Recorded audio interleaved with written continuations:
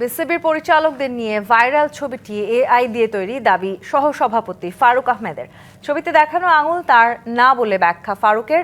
নেতিবাচক সাংবাদিকতা ক্রিকেটের জন্য ভালো না মনে করেন তিনি। এছাড়া বাংলাদেশের প্রতি আইসিসি সুবিচার না করায় বিশ্বকাপ খেলতে পারেনি অভিযোগ ফারুকের।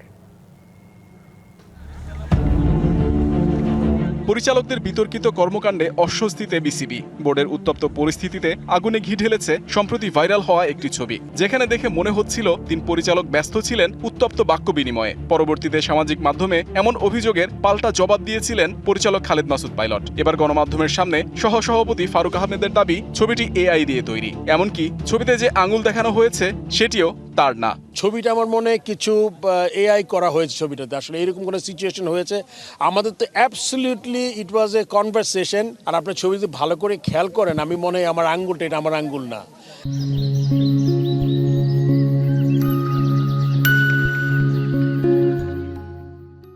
এই আঙ্গুলটা কোত্থেকে আসছে আমি জানি না।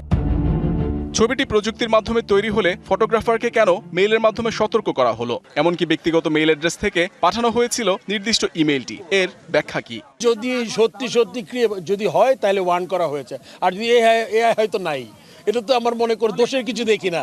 আপনি একটা ছবি দিয়ে যদি চালিয়ে দেন, আমার মনে এটা খুব ভালো সাংবাদিকতা এরকম না করলে ভালো আর কি। অনেক ঘটনা ঘটে যায় খুব তাড়াতাড়ি, আপনি অনেক সময় রিঅ্যাক্ট করার টাইমও থাকে না। টাইগার ক্রিকেটে চলছে ক্রান্তিকাল, নানা ইস্যুতে টালমাটাল বিসিবি। পাশাপাশি টি-20 বিশ্বকাপও খেলা হচ্ছে না বাংলাদেশের। সব মিলিয়ে ক্রিকেট আঙ্গনের পরিস্থিতি নাজুক।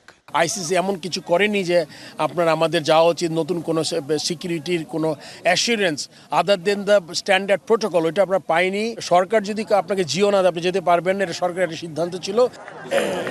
Muhammad Nazim, DBC news, Dhaka.